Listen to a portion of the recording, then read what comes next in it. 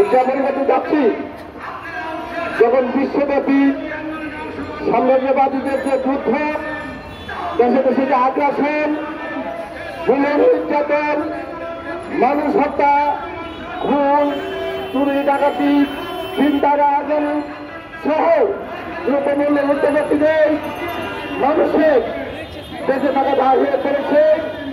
সেই মঞ্চে আজকে জাদুঘর গান্ধী ফন্ডের প্রতিষ্ঠা বার্ষিকী আমরা উদযাপন করতে যাচ্ছি।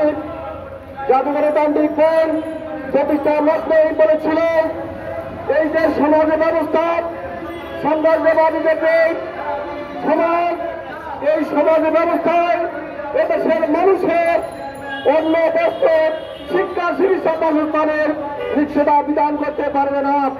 সামনে বন্ধুরা, আমরা যদি বাংলাদেশের সংবিধানের 15 ধারা দেখি, 15 ধারা পরিষ্কার হয়ে বলেছে একটি রাষ্ট্রের দায়িত্ব হল যেই ক্ষমতা যাত্রা করে ওই রাষ্ট্র সরকারের দায়িত্ব হল এদেশের মানুষের অন্য বস্ত্র শিক্ষা চিকিৎসা বাসস্থানের নিশ্চয়তা বিধান করবে।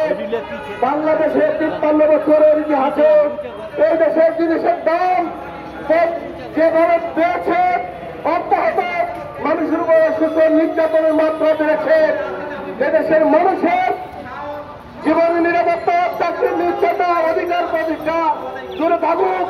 মানুষ আজকে অস্ত্রহীন এবং খাদ্যহীন, মানুষ আজকে ভূমিহীন হয়ে রাস্তায় ঘুরে বেড়াচ্ছে।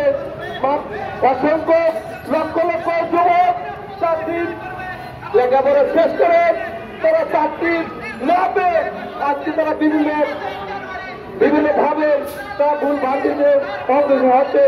এর থেকে মুক্তির একমাত্র পথ জাদুঘর গান্ধী ফন্ড